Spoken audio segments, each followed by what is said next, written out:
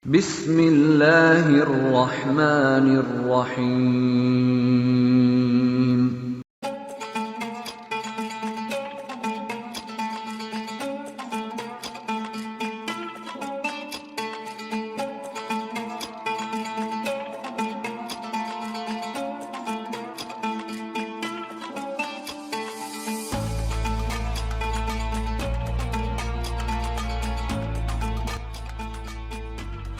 Assalamualaikum warahmatullahi wabarakatuh dan salam sejahtera.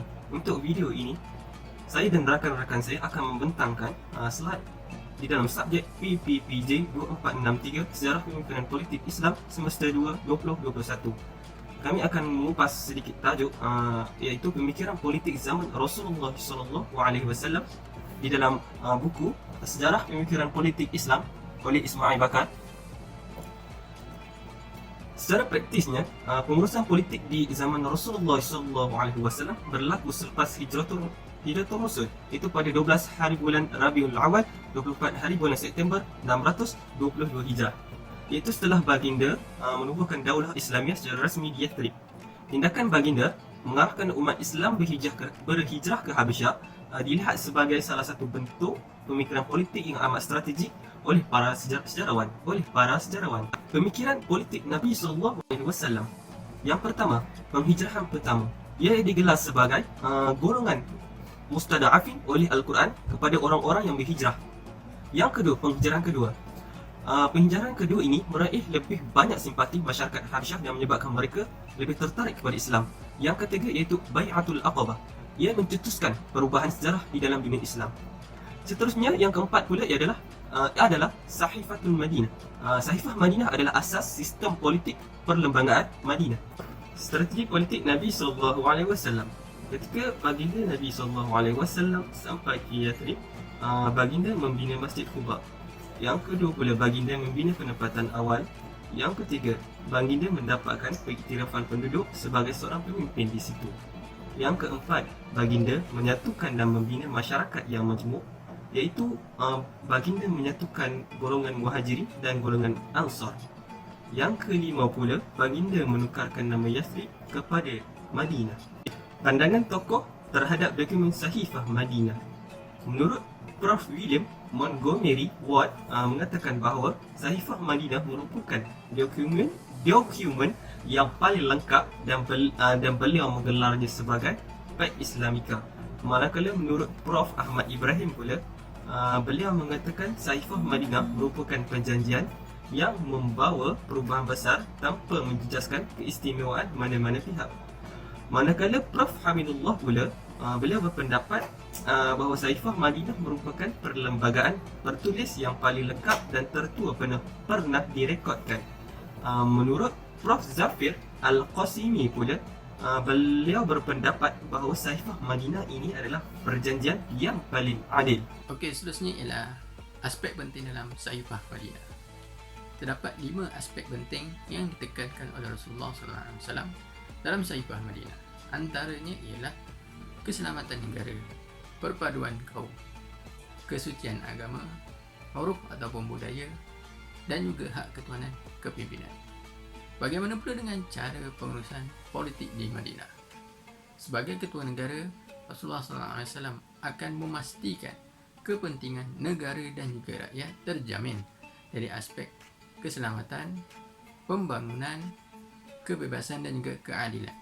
Baginda juga akan memastikan maruah negara tidak dicemari oleh musuh-musuh Islam, sama ada dari dalaman maupun luaran. Hal ini terbukti apabila golongan Arab mereka menjalankan kegiatan pertanian dan juga ternakan. Manakala golongan korporat Yahudi mereka menjalankan kegiatan perindustrian dan juga perniagaan. Untuk pengurusan politik di Madinah, terdapat 3 aspek penting yang ditekankan, iaitu pengurusan sistem pertahanan, pengurusan diplomatik dan juga pengurusan pembangunan. Bagi pengurusan sistem pertahanan, ia merangkumi peralatan peperangan dan juga tenaga manusia. Untuk peralatan peperangan, semestinya alat senjata yang digunakan, alat pengangkutan, pakaian, pemakanan dan juga perubatan. Manakala untuk tenaga manusia sudah semestinya sempurna fizikal dan mental. Ada keupayaan untuk berperang, mempunyai teknik dan juga taktik berperang, dan seterusnya ialah disiplin yang tinggi. Menurut Muhammad Ali Qutb dalam kitab beliau yang bertajuk Ghazabat An-Nabi, beliau menulis bahawa terdapat 15 edisi ketenteraan yang disertai oleh Rasulullah, di mana 12 daripadanya melibatkan pertumpahan darah ataupun peperangan terbuka, manakala 3 selebihnya berjaya diselesaikan melalui diplomatik. Antara peperangan terbuka yang berlaku ialah Perang Badar Kubra, Perang Qaynuqa, Perang Uhud, Perang Khandaq, Perang Khaybar, Perang Hunain, Perang Mu'tah, Perang Tabuk, Perang Bani Nadir, Perang Bani Quraizah, Perang Bani Mustalik, dan juga Zat Ar-Riqa. Manakala peperangan yang tidak disertai oleh Rasulullah terdapat 10 yang beliau tidak menyertai peperangan tersebut. Antaranya ialah Al-Aishatu, Al-Rum, Zi Al-Qissah, Al-Qurta, Bi'ru Ma'unah, Basnu Rabi', Qatsnu, Nakhlah, Al-Aish 2, Bisnu Ar-Raja'i. Manakala 3 edisi ketenteraan yang berjaya diselesaikan melalui diplomatik adalah Hudaibiyah ataupun yang dikenali sebagai Perjanjian Hudaibiyah, Umrah Al-Qada, dan juga Fathu Mekah. Seterusnya kita beralih kepada topik pengurusan diplomatik. Apa itu pengurusan diplomatik? Diplomatik ialah hubungan dua hala di antara dua negara atau negara-negara tertentu bagi mencapai sesuatu tujuan.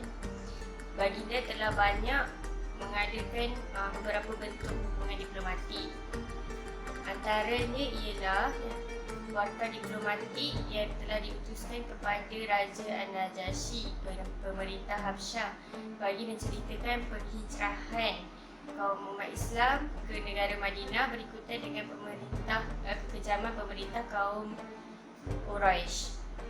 Seterusnya adalah hubungan perjanjian antara Nabi Muhammad SAW dengan kaum Aus dan juga Khazraj. Aktiviti diplomatik ketika di Madinah berjaya sangat luas sehingga dapat menyelesaikan masalah-masalah dalaman, konflik dalaman dengan golongan Yahudi ketika itu. Seterusnya, lebih kurang 250 warkah diplomatik telah diutuskan ke negara-negara kecil dan juga negara-negara besar. Tujuannya adalah bagi memperkenalkan dan juga periklanan sistem pemerintahan Madinah yang berasaskan agama Islam. Apabila kita meneliti pengurusan diplomatik ketika zaman Rasulullah SAW, kita mendapat berbagai pengajaran. Antaranya ialah usaha yang ikhlas, usaha yang gigih beserta niat yang ikhlas. Yang kedua, pendekatan berasaskan mau'izah hasanah. Dan yang seterusnya, pengetahuan yang luas tentang situasi politik serta sosio budaya bagi memudahkan baginda menyusun strategi untuk menggerakkan operasi dakwah. Okey, seterusnya kita bergerak kepada pengurusan pembangunan. Kemuncak tamadun manusia adalah berlaku ketika zaman Rasulullah SAW, di mana wahyu yang telah diturunkan ketika itu telah memfokuskan proses pembangunan insan melalui proses pembelajaran. Hal ini telah membuktikan bahawa ilmu pengetahuan sangatlah penting. Jadi, bagi membina sebuah negara yang maju, ilmu amatlah penting. Dan hal ini telah dibuktikan oleh baginda SAW apabila baginda telah mendirikan masjid-masjid di seluruh wilayah Madinah. Masjid-masjid ini telah digunakan sebagai tempat ibadah dan juga tempat menimba ilmu.